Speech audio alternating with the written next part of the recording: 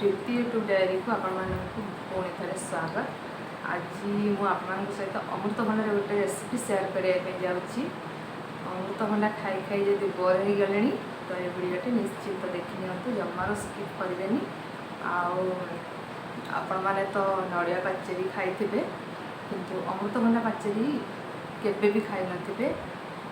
तो मुझे बनैली बहुत सुंदर होता। केमिति बनैली आपण माने वीडियोटी देखिला पर जे जानि पारिबे, जमार स्किप करेनि।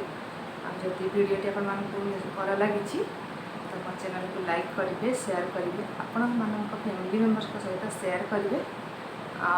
आपण मानक मतामत कमेंट जणेबे जहाँकि आपण मानक कमेंट मत इंस्पायर करिवो वीडियो बनाया पई। नुआ नुआ वीडियोटी फुल देखि नियंतु। मु केमिति अमृतभंडार पाचेडी बनैछि, बहुत टेस्टी लगे। मु बहुत थर बनाए बिना प्याज रसुन।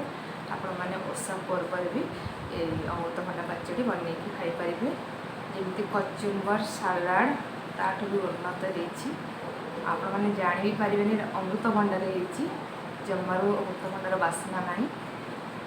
से दही पड़ो, जीरा गुंड पड़ो, केमिति बन मैंने देखते देखला जापर बहुत सुंदर होता। आपण मैंने निजे न बनइले आपने बिलीव करें। बहुत टेस्टी होता। मुझे खाई सारा वॉइस देती। जदि वीडियोटी भल लगी तो मो चैनल को लाइक करेंगे, से सब्सक्राइब करेंगे। नुआ जदि मो चैनल अच्छा मैंने सब्सक्राइब करदे, ऑल को प्रेस करदे, मोर सब वीडियोर नोटिफिकेशन पाइबे। आप फैमिली मेंबर्स सहित शेयर करेंगे। ठीक अच्छे चलते अमृतभंडा पाचेडी बनैबा।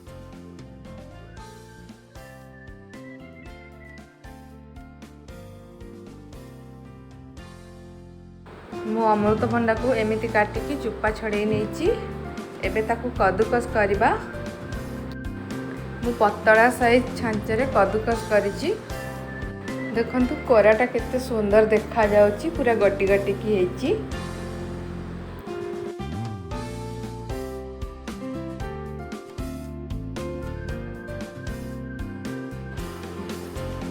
मु गोटे कड़ाई नेछि। कड़ाई गरम होला परे सेथिरे हाफ टी स्पून मु तेल ऐड करिछि। अल्प तेल देबे, जम्मारू अधिक तेल देबेनी।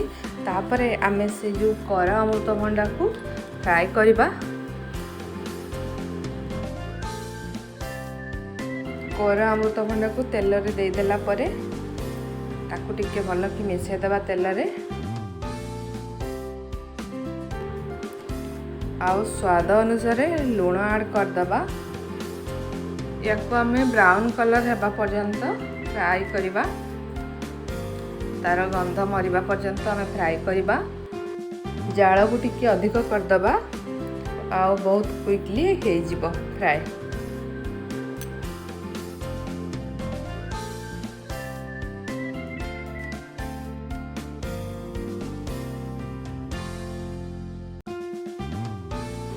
गोटे साइड है आसला ब्राउन कलर, आ गोटे साइड ब्राउन कलर हवा पर्यंत आम छाड़िबा।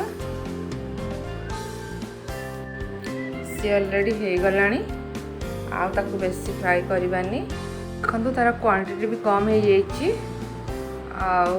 एबे आमे गैस रो फ्लेम को ऑफ कर दबा। आउ एपटे मु गोटे दही नहीं, दही को फेंटिकी रखी। आउ से लेंबू भी ऐड करछि। आपण माने चाहिए लेंबू स्किप करि परिबे। आउ सेइथिरे आमे अमृतभंडा को पकेई दबा।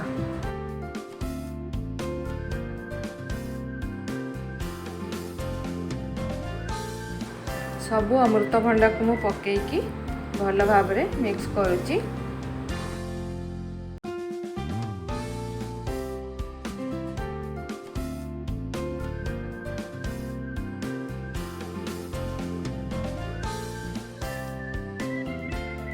देखंतु मु पूरा मिक्स कर नै जाइछि।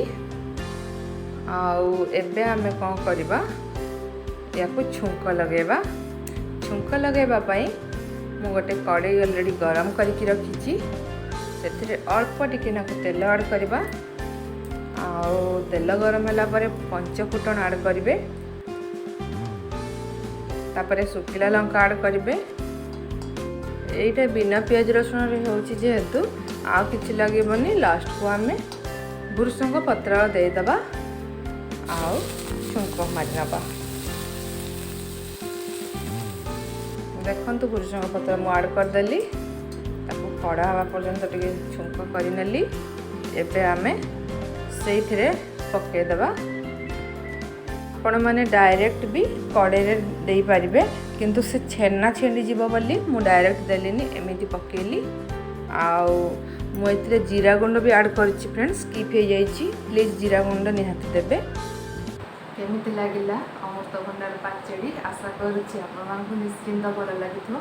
जदि भल लागिछि तो प्लीज बहुत बहुत शेयर करंतु आपण फैमिली मेंबर्स सहित।